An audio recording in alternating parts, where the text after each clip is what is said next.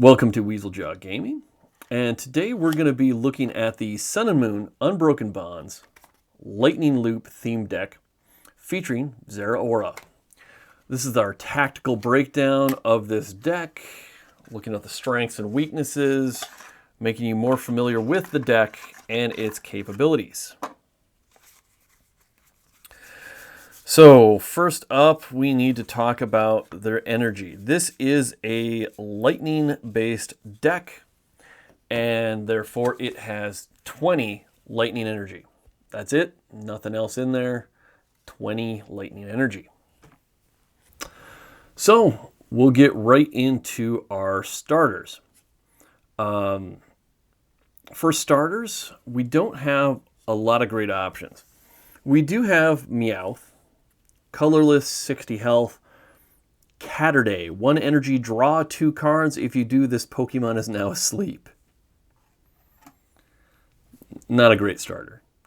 Does get you a draw, and chances are by the time it gets back to your turn, Meowth will likely wake up. You have 2 chances for him to wake up.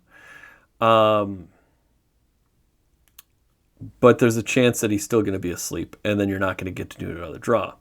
But it is one of your best options. Gets those early draws, gets you moving.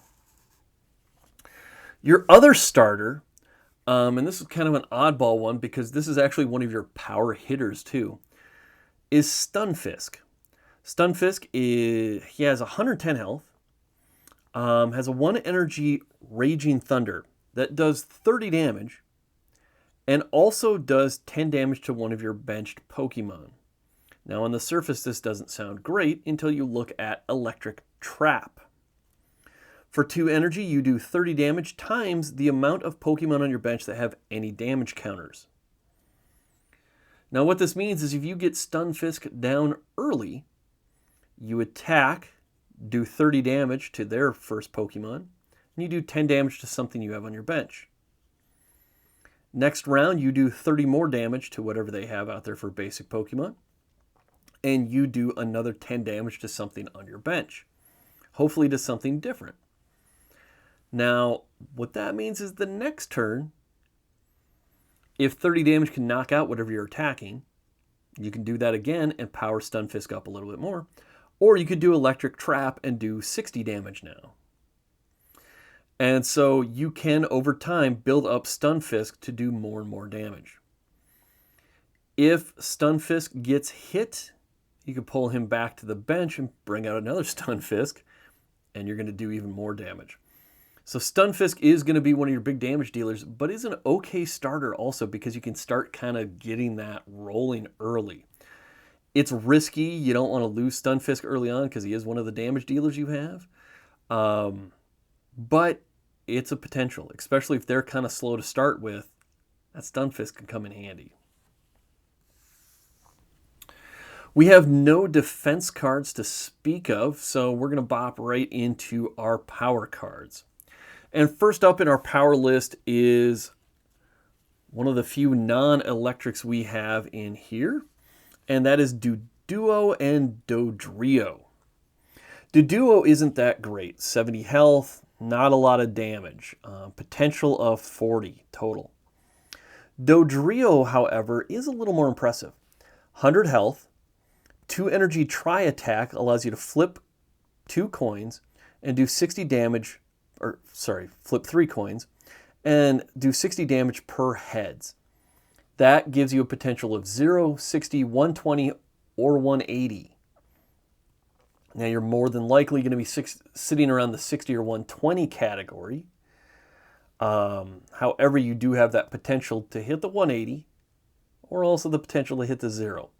Now, if you're like me, you're going to be flipping 3 tails on this thing left and right.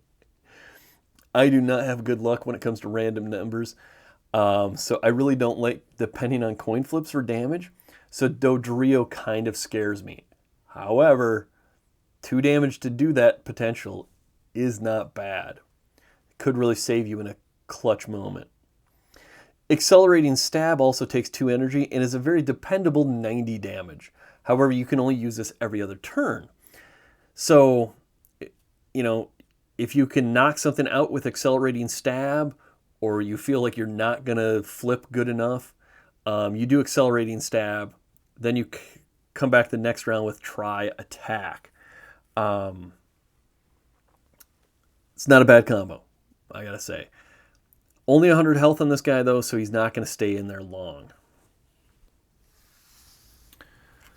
Next up, we have Magnemite, Magneton, and Magnazone.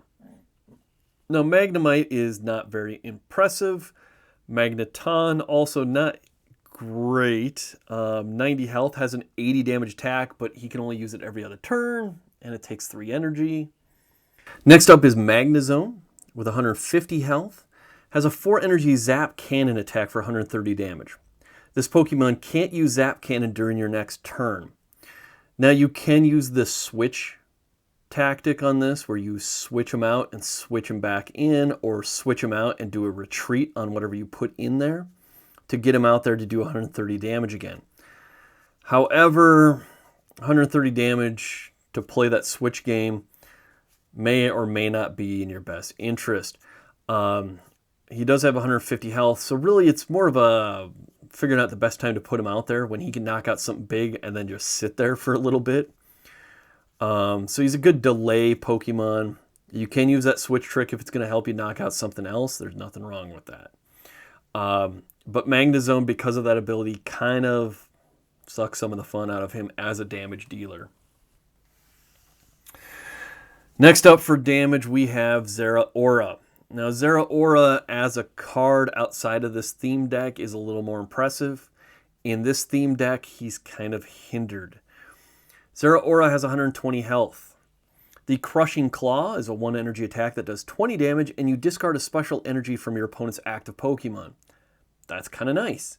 Except in theme play, you don't see a lot of special energy. It's actually quite rare to see special energy.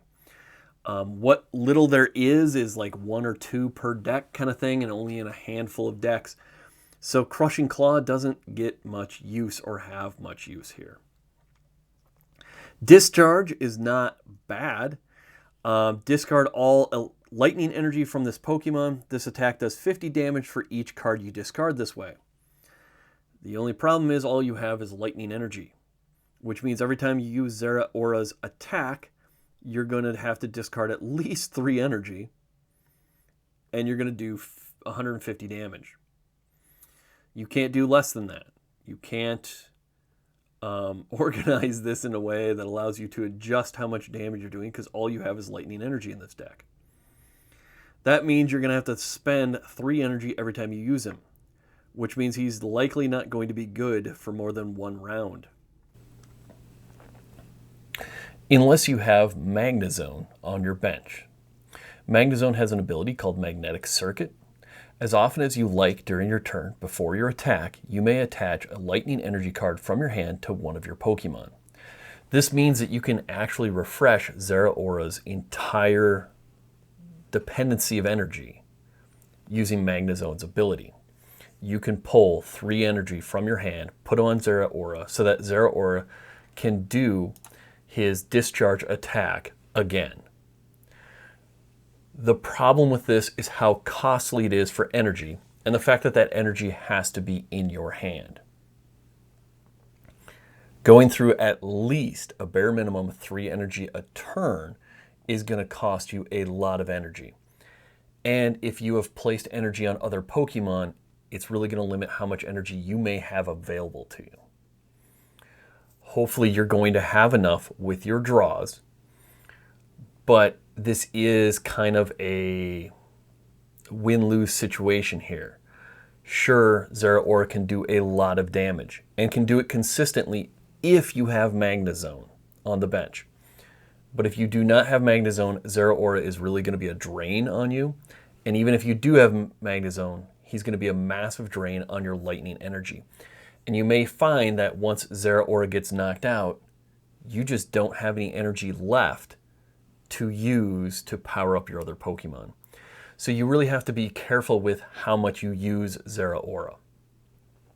I find it's really best for Zeraora to sit on the bench, stay in reserve for some big, big hits. You want to be pulling Zeraora out at a key moment when he's already got 3 energy on him. And you can decide whether you need that 3 energy for 150 damage, or if you want to put a 4th energy on him to get that up to 200 and make him very deadly. And then, with Magnazone on your bench, are you going to power him up if he lives through the round? If he does and you have the energy in your hand, absolutely do it again and just start knocking out Pokemon. But watch out and make sure that they're not baiting you. You don't want to be wasting 3 energy a turn on, low-level, unevolved, basic Pokemon that only have a few health. At that point, it makes more sense to retreat Zeraora out and bring someone else in to take those targets out instead of keep throwing that energy our way. Otherwise, you will find yourself very desperate for energy. Well, he is the featured Pokemon of the deck, not your heaviest hitter or your most dependable damage dealer. He's that reserve special agent that you're going to pull out at the right time to make the right move. So who does that leave for us? That leaves Stunfisk. Now, Stunfisk could really use some help of someone like a Palpitoad that can damage everybody on your deck and doesn't have it. So Stunfisk has to do that work himself with Raging Thunder. Or if you're lucky and your opponent doesn't know what's going on with your deck, hopefully your opponent will do a little bit of damage to a couple of your Pokemon that you can retreat. Dodrio only has a 1 energy retreat. Dodrio has a 0 energy retreat. Zeraora is a very cheap 1 energy retreat. Meowth, Rattata, Raticate, all of them are cheap retreaters. So is Magnetite, or Magnemite, sorry. So there's a lot of people that if they take a little bit of damage, you can retreat them. You can afford to pay that energy cost to retreat them so that you have that damaged Pokemon on your deck. Stunfisk can really come out and do some big damage for you then. Now, that's really it for our big players. There are some Pokemon I haven't mentioned or barely mentioned, and that's Rattata and Raticate. Reason I haven't mentioned them is they don't have a big role in this deck. Rattata has 30 health and has a 30 damage attack. Not someone you want to be putting out there as a starter because he's going to get knocked out by literally anything. Raticate only has 70 health, which isn't much for a Stage 1 Pokemon. He also only does 70 damage. Now, where Raticate can come into play is a very unique situation. If you're in a situation where you don't have anything big that you can bring to the table, you need some time yet, and you're going to be sacrificing some Pokemon in hopes of slowing them down, Raticate's not bad to have on your bench with some energy for that reason. If your opponent's active Pokemon is an evolution Pokemon, you can switch this Pokemon with a benched Pokemon when you do your attack. So that allows you to, when someone gets knocked out, bring Raticate out there, if it's an evolved Pokemon that you're facing. You do 70 damage and then get Raticate back to the bench and put someone else out there that you're going to sacrifice. Then when you lose that next Pokemon, Raticate goes back out, does another 70 damage, likely knocks out that target, and then comes back to the bench again to hide. So Raticate is a big coward, but he can be effective in that very unique situation. Otherwise, I really don't think I'd be using Raticate for anything. It's just too dangerous. He's too low health. His attack isn't that powerful. So that's it for our Pokemon. Now we need to talk about our supports. So we need to look at what else we can do with our deck. We're going to start with drawing. So we have 4 Hows, which is a lot of drawing potential. We also have 4 Lookers. Now, How draws 3 cards. Looker draws 3 cards from the bottom of your deck. There's a lot of drawing capability. We also have 2 Cynthias, which allow you to do some shifting of your deck, some cycling of cards. You can shuffle your hand into your deck and then draw 6 cards. We also have 2 Lilies. Lily allows you to draw cards until you have 6 cards in your hand, or if it's your first turn, draw until you have 8 cards in your hand. So these are both good ways to cycle or get some draws going. Don't forget you do have Meowth, whose Catterday does allow you to draw 2 cards, but puts Meowth to sleep. His low health kind of means bringing him out mid-game is dangerous. He's better as a starter. Now for pulling the actual Pokemon you want from the deck, you don't have anything. There's no way to pull out those specific Pokemon that you need. You don't have any calling for friends or family. You don't have any communication center. You don't have any Pokemon fan clubs. So you're totally dependent on your draws. Thankfully, you have a lot of draws, but you're still dependent on those draws to get the cards you need. And this is a big weakness. If you're not getting those Stunkfishes or you're not getting the evolution Pokemon you need, you're going to be just left floundering, which makes this a pretty weak deck a lot of times. As far as energy,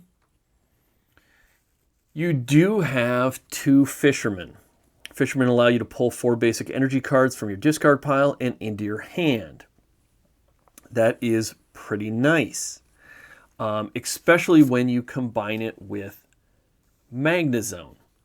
Magnazone's ability, a magnetic circuit, allows you to, as often as you like during your turn before your attack, you may attach a lightning card from your hand to one of your Pokemon.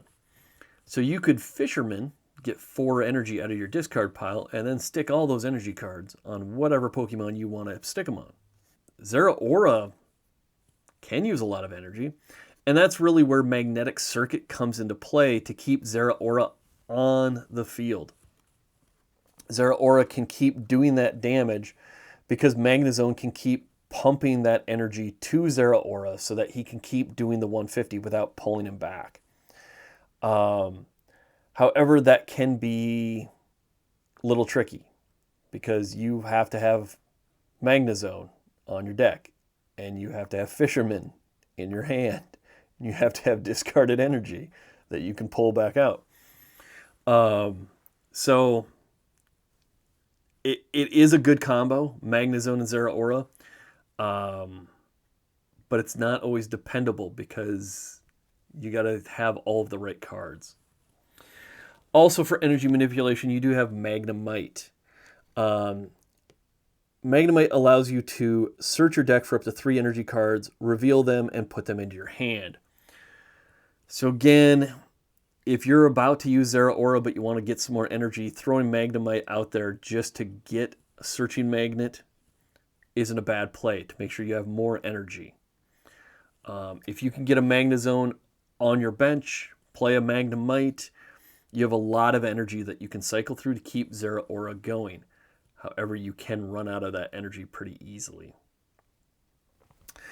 And that's really Magnazone's real power. I would use him more for Magnetic Circuit than I would for Zap Cannon, unless Zeraora gets knocked out. Now, as far as control, you have 2 switches, and that's it.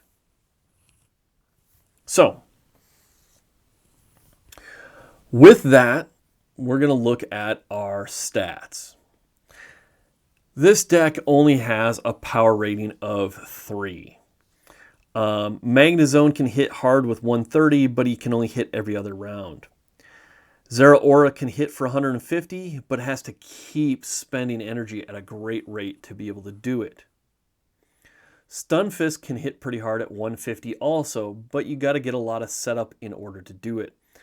And those numbers, 130s and 150s, aren't exactly really high.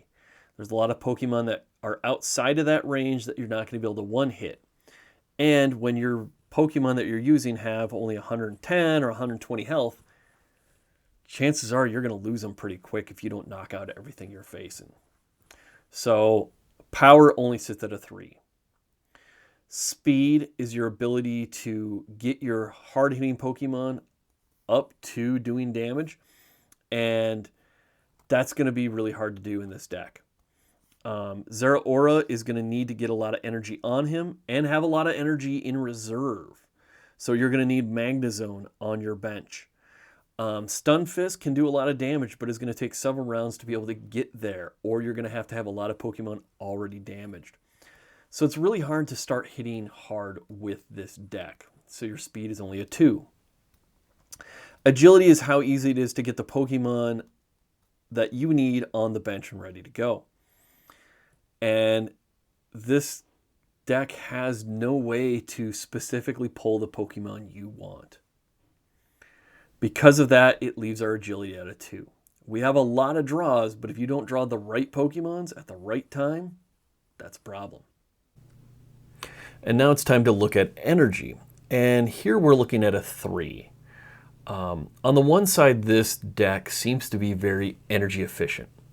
None of the attackers have huge energy needs other than Magnazone, who's looking at a 4. Zeraora can do 150 damage with only an energy rating of 3, which is very impressive.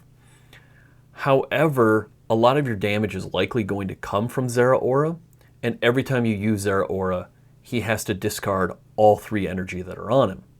Now that alone should sink your energy efficiency score way, way down. Except for the fact that this deck has a lot of drawing potential. You have a lot of cards to draw through your deck and hopefully pull more energy, which you then can place on Zeraora with Magnetic Circuit. In addition to that, you have Fisherman to start drawing those basic energies out of your discard pile that you can again cycle back through with Magnazone back to Zeraora. So there gets to be a lot of built-up efficiency in recycling energy, pulling it back from the discard. With Magnazone's earlier forms, you can even pull energy out of the deck. Magnazone can place that energy on Pokemon that need it, especially Zeraora.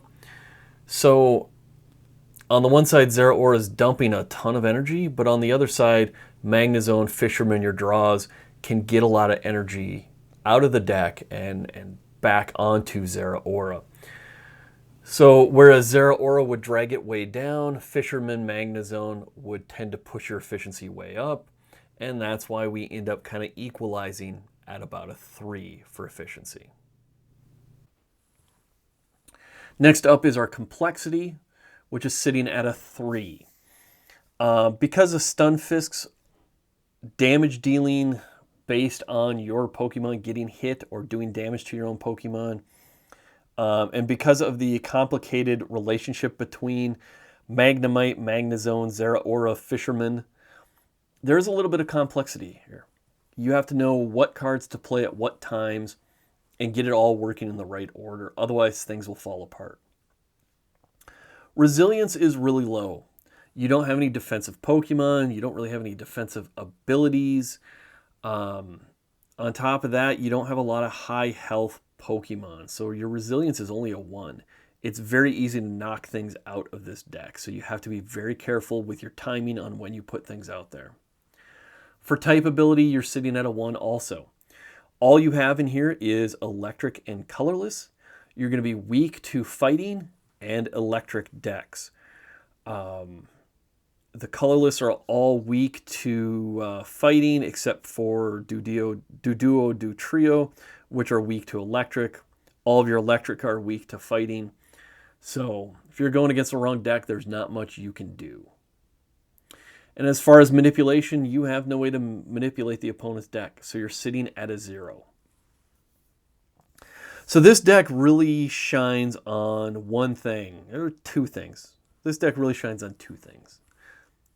Stunfisk, in the right situations, getting damage onto your Pokemon, being able to just start pumping out a lot of damage early to mid-game.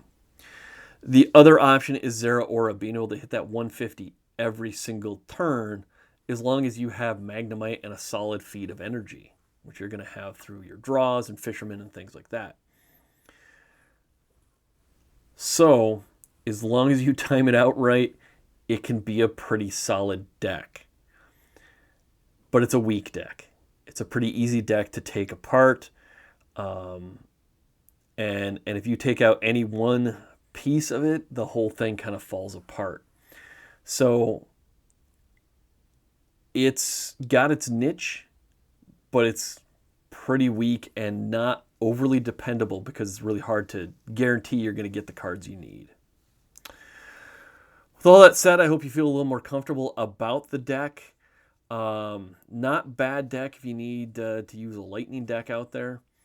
You should know a little bit more about its strengths and weaknesses and its basic tactics and strategies now. Don't forget to like and subscribe, and we'll see you next time.